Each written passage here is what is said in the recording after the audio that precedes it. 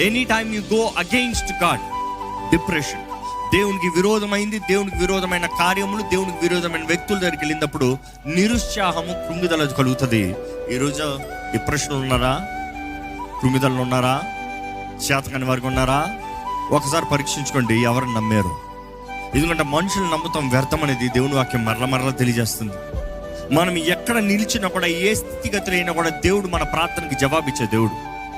ఎటువంటి స్థితిగతులు ఉన్నాయి, ఎటువంటి పోరాటం అయినా, ఎంతగా నీ ముందు నిలబడే పరిస్థితి నీకు అసాధ్యము, నీకు పోరాడలేని శత్రువు అని కనబడనే, కానీ నీలో ఉన్నవాడు లోకంలో ఉన్నవాడి కన్నా అని నువ్వు చెప్పగలగాలి.